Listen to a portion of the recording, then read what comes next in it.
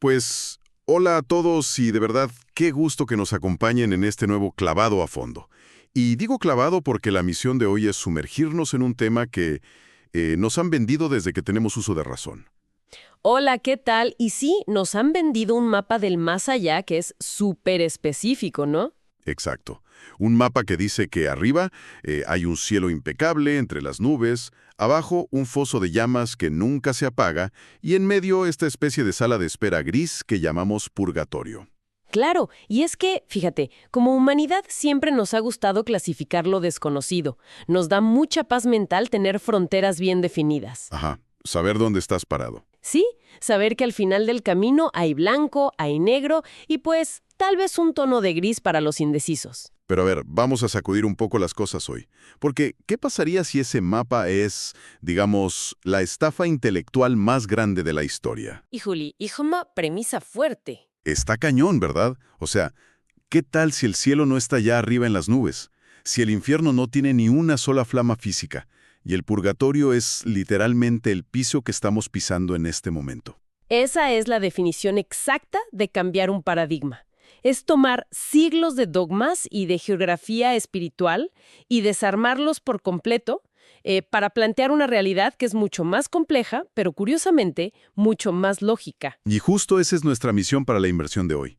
Vamos a explorar una obra monumental, El cielo y el infierno, del autor Allan Kardec. Tenemos extractos súper detallados que contrastan estas doctrinas tradicionales con la visión del espiritismo. Así es, y es un contraste fascinante. Y hago una pausa rápida para dejar algo muy claro para quienes nos escuchan. El objetivo de hoy no es tomar partido, ni convencer a nadie de ninguna postura religiosa. Nuestra chamba es meternos a analizar imparcialmente la lógica filosófica de estas ideas. Totalmente de acuerdo. Es un análisis. Porque te digo algo, independientemente de lo que uno crea, lo que plantea este texto te cambia la forma de ver tu lunes por la mañana. Sí, aterriza todo en el presente. Y para entender ese impacto, el texto nos dice que primero tenemos que voltear a ver algo muy primario. Antes de discutir a dónde vamos, tenemos que entender por qué nos aterra tanto la idea de irnos. Claro, el miedo a la muerte. Exacto. El autor argumenta que toda esta geografía infernal y celestial que mencionabas, en realidad nace de un lugar biológico, que es el terror absoluto a la muerte. Ok, a ver, vamos a desempacar esto. Porque uno pensaría que el miedo a la muerte es como un error de diseño del ser humano, ¿no?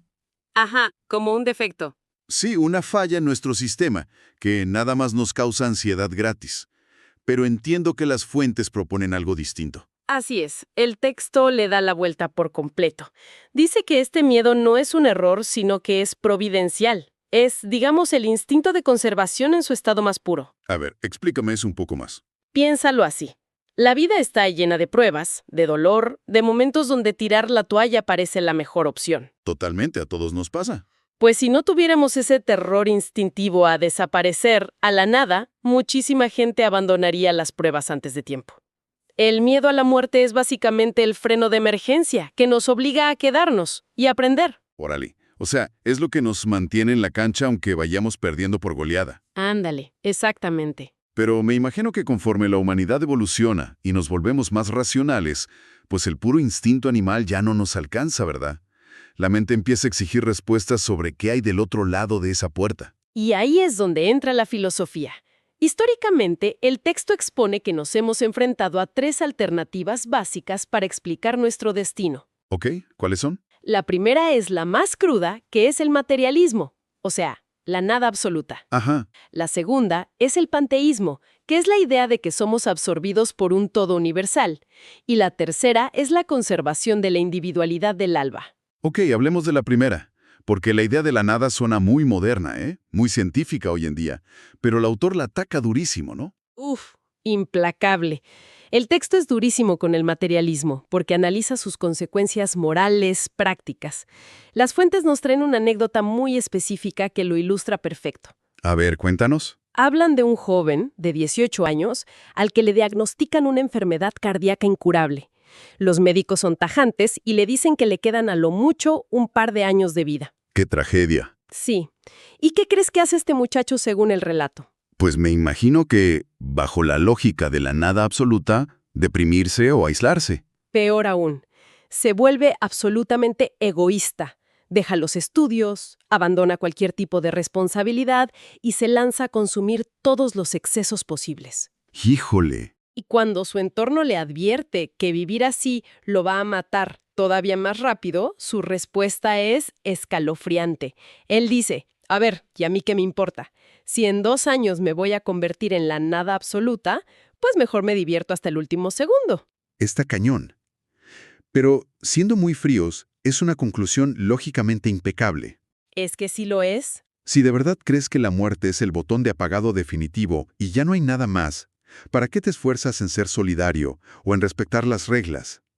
La única urgencia real es consumir experiencias. Y esa es exactamente la tesis del texto. Si la nada es el destino final, el materialismo se convierte en el mayor incentivo del egoísmo humano. Literalmente destruye cualquier motor para la empatía. Te la compro. El materialismo nos deja un hueco moral gigante. Pero luego está la segunda opción, que mencionaste, el panteísmo. Ajá, el todo universal. Sí, esta idea de que hay una gran fuente de energía y todos regresamos a ella, como una gota de agua que cae al océano. Suena muy poético, ¿verdad? Suena súper poético y muy zen, pero yo le veo un problema gigantesco. O sea, imagínate que llevas meses jugando un videojuego dificilísimo. ¿De esos que te hacen sufrir en cada nivel? Exacto. Horas y horas invirtiendo en mejorar a tu personaje, aprendiendo habilidades, sufriendo, y cuando por fin logras derrotar al jefe final, en lugar de darte un trofeo, la consola simplemente borra tu archivo de guardado. No, bueno, qué coraje. Pues claro, tu personaje desaparece para siempre. ¿Qué sentido tuvo todo ese esfuerzo si al final vas a perder tu individualidad?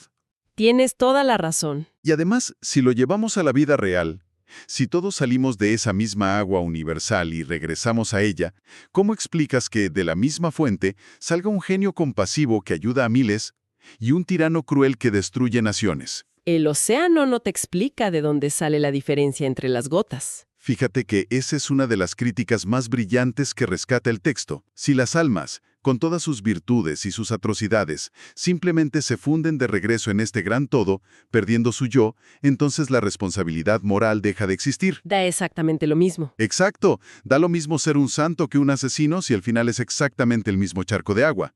Pero además, lo fascinante aquí es que hay un problema lógico que plantea Kardec respecto al concepto mismo de Dios. A ver, ¿cómo está eso? Piensa en esto. Si ese océano divino está absorbiendo constantemente almas humanas que acaban de pasar por la Tierra aprendiendo y evolucionando, eso significa que el todo universal se está nutriendo de nuevas experiencias. ¿Estás de acuerdo? Ajá, se va alimentando de lo que vivimos. Correcto. Y por pura lógica, eso implicaría que Dios está en constante evolución. Y si Dios evoluciona hoy, significa que ayer era menos perfecto, y en sus inicios habría sido imperfecto. ¡Órale! O sea que filosóficamente el panteísmo desmorona la idea de un Dios perfecto desde el origen. Totalmente. Y por eso el texto concluye que la única de las 3 opciones que sostienen la responsabilidad moral y la lógica divina es la tercera, la conservación de la individualidad. Tu alma, tu yo, tus actos sobreviven intactos. Ok, vamos a hacer una pausa aquí porque esto nos lleva directamente al siguiente gran problema. Si ya establecimos que yo sigo siendo yo después de morir, con toda mi memoria y mis broncas, la pregunta lógica es, ¿a dónde voy? La geografía del más allá. Exacto. Y aquí es donde las fuentes empiezan a comparar la visión antigua con lo que propone el espiritismo. Cuéntame un poco qué dice el texto sobre cómo veían el infierno los paganos, porque tengo entendido que no era puro fuego y azufre. Para nada. El texto hace un contraste súper interesante utilizando la descripción del Tártaro y cita una historia particular, el castigo del rey babilonio Nabofarsán. Ok. ¿Quién era ese rey? Pues este tipo en viva era un tirano absoluto. Se creía literalmente un dios en la tierra y maltrataba a todos. Pero cuando llega al Tártaro, su castigo no tiene tridentes, ni calderos hirviendo, ni fuego mágico. Entonces, ¿cómo lo castigan? ¿Qué le hacen? Lo castigan con la verdad.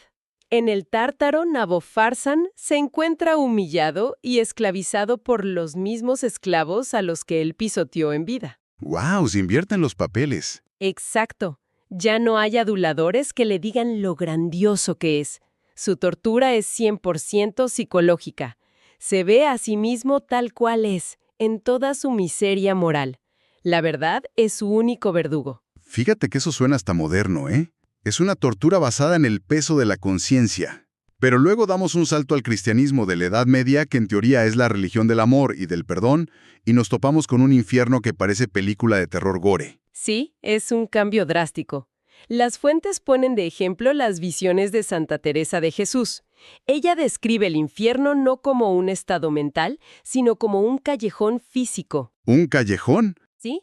Un callejón estrecho, asfixiante, con un olor fétido insoportable. Habla de paredes que te aplastan, de reptiles y de un fuego material que quema la carne eternamente, pero que misteriosamente nunca la consume por completo. A ver, espérame tantito. Aquí hay algo que me saca muchísimo de onda. ¿Por qué una doctrina que se fundamenta en el amor incondicional termina creando un mapa del infierno 1000 veces más salvaje y físico que el de los antiguos paganos? Esto plantea una pregunta importante, y Kardec la explica desde la sociología y el nivel intelectual de la época. A ver, ubícate en la Edad Media o en la Antigüedad más cruda. ¿Ok? La humanidad estaba en su infancia moral. Estaban dominados por instintos brutales. A esa sociedad primitiva no le podías hablar de tortura psicológica o de remordimiento de conciencia. No te iban a entender nada. Exacto, no lo iban a entender. Ellos entendían el poder a través del daño material y la venganza, el famoso ojo por ojo. El infierno de fuego era un freno social absolutamente necesario para contener la barbarie cuando la humanidad estaba en esa etapa. Claro, si la gente era violenta, necesitabas a un policía cósmico que diera muchísimo miedo para controlarlos. Así es. El problema, señala el texto, es cuando la humanidad evoluciona intelectualmente, pero la teología insiste en mantener ese mapa literal.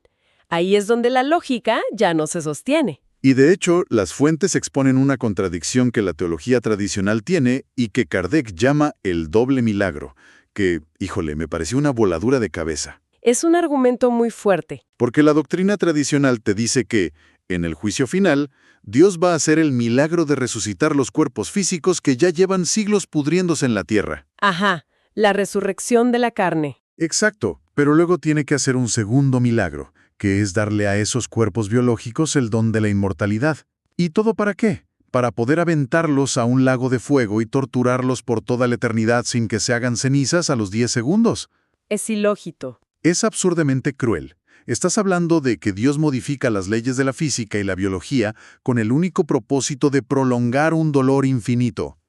Estás contradiciendo toda la premisa de un Dios infinitamente bueno. Y no solo eso. El texto plantea otra paradoja que está igual de cañona, desde la perspectiva de los que se supone que están en el cielo. Imagínate a una madre que fue buenísima en vida, una santa, y llega al paraíso. Se supone que el cielo es un lugar de felicidad absoluta. Ajá, de paz eterna. ¿Sí? Pero ¿cómo diablos puede esa alma ser realmente feliz en su nube celestial si sabe con absoluta certeza que su propio hijo está allá abajo ardiendo eternamente? Es imposible. Totalmente. Es como intentar disfrutar de un banquete de lujo mientras ves por la ventana cómo se está incendiando la casa de tu vecino con él adentro. ¡Qué fuerte analogía! Esa felicidad celestial solo podría existir si a la madre le extirpan la empatía. Y si te quitan la empatía, pues dejas de ser la buena persona que merecía el cielo para empezar, ¿no crees? Exactamente. Ese nivel de crueldad choca frontalmente con el concepto de un Dios benevolente. Y esto nos lleva directamente al debate central de las fuentes, que es la imposibilidad de los castigos eternos. A ver, explícame más de eso. El dilema teológico es claro. Si Dios es infinitamente bueno y justo, ¿cómo puede un error temporal cometido en una vida de 70 u 80 años merecer un castigo infinito? No hay proporción. Ninguna. Si el arrepentimiento no sirve de nada un segundo después de la muerte, entonces resulta que la misericordia de Dios tiene fecha de caducidad. Órale, como una promoción de supermercado que expira el martes a las 5. Tal cual. Y lo interesante es que Kardec no solo usa la filosofía, sino que se va a los propios textos bíblicos para refutar esto. Cita, por ejemplo, al profeta Ezequiel. Ah, claro. ¿Qué dice Ezequiel sobre esto? La cita es clarísima. Dice, el alma que peca morirá ella misma, el hijo no cargará con la iniquidad del padre. Esto es un rechazo directo del pecado original y de la condena irrevocable. Te está diciendo que la justicia es individual y que nadie paga los platos rotos de otros. Ok, entonces, si descartamos el infierno eterno de fuego, y el purgatorio tampoco es una sala de espera en llamas, ¿qué es el purgatorio según este texto? Si conectamos esto con el panorama general, la doctrina espírita redefine el purgatorio por completo. No es un lugar místico, es la Tierra. Este planeta. Este planeta es un mundo de expiación, un lugar donde las almas se encarnan específicamente para corregir sus imperfecciones. Ok, entonces no hay castigos mágicos. No, el espiritismo plantea un código penal de la vida futura. Se basa en 3 pasos: arrepentimiento, expiación y reparación. El sufrimiento post-mortem, o en la siguiente vida, es directamente proporcional a tus imperfecciones. A ver, danos un ejemplo para aterrizarlo. Dios no castiga por rencor. El mal genera su propio sufrimiento natural. Así como la gula te genera una enfermedad física, el egoísmo te genera dolor espiritual. Pero si el alma mejora y repara el daño, el castigo disminuye automáticamente. Aquí es donde se pone realmente interesante, porque esto cambia todo el enfoque. Entonces, el universo según Kardec no es una sala de audiencias con un juez dictando cadena perpetua. Entonces, ¿qué es? Es un inmenso hospital. O sea, los espíritus sufrientes que están en la tierra pasándola mal no son criminales pudriéndose en un calabozo, son pacientes. Me encanta esa visión. Sí, y si un paciente se niega a tomar su medicina o sigue con malos hábitos, pues sufre más tiempo. Su estancia en el hospital se alarga por su propia terquedad. Pero el médico, que sería Dios, jamás abandona el tratamiento ni cierra la puerta del hospital. Exacto. La puerta siempre está abierta para el que decide sanar.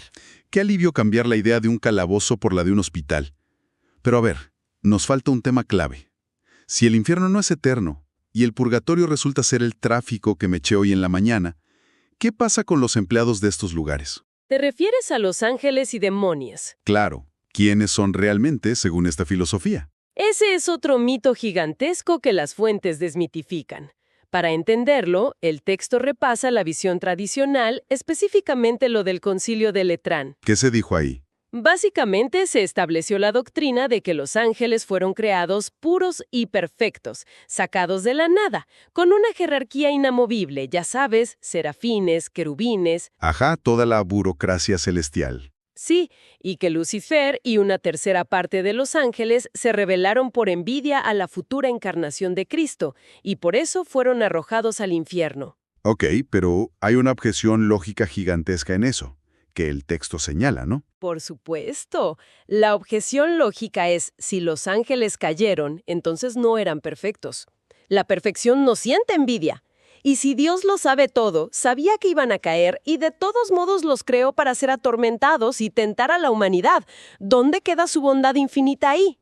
No, y ponte a pensar en la otra cara de la moneda. Si los ángeles buenos fueron creados perfectos, sin esfuerzo, con todo el conocimiento, no se lo ganaron. Exacto.